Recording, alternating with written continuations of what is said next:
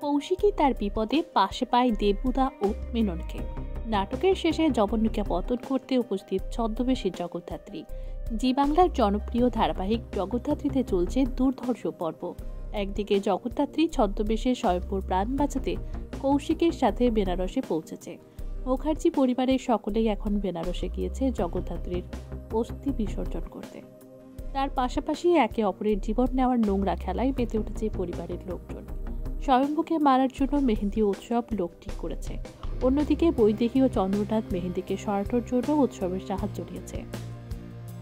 যদিও উৎসব নিজের স্বার্থ সিদ্ধির জন্য মেহেন্দিকে মারতে রাজি হয়নি। অন্যদিকে স্বয়ম্ভূকে বাঁচানোর জন্য জগদ্ধাত্রী বন্দুক হাতে একাই লড়াই করেছে গুন্ডাদের সাথে। কৌশিকী তার আশেপাশে থাকা সকল বিপদ এড়িয়ে জগদ্ধাত্রীর পাশে দাঁড়িয়েছে। স্বয়ম্ভূর প্রাণ বাঁচানোর জন্য তার কাছে আসলো উড়ো চিঠি। কৌশিকী ও স্বয়ম্ভূকে রক্ষা করাই হলো এখন জগদ্ধাত্রীর নতুন মিশন। অন্যদিকে কৌশিকের প্রাণ বাঁচানোর জন্য বেনারসে উপস্থিত হয়েছে দেবুদা এবং মেনন। উৎসব ও মেহেন্দির সব চাল বানচাল করে দিয়ে শেষমেশ কিসমত করল জগদ্ধাত্রী। জগদ্ধাত্রী কি পারবে বেনারসে গিয়ে সকল পাপের বিনাশ করতে, কৌশিকী ও স্বয়ম্ভূকে রক্ষা করে আসল অপরাধীদের শাস্তি দিতে?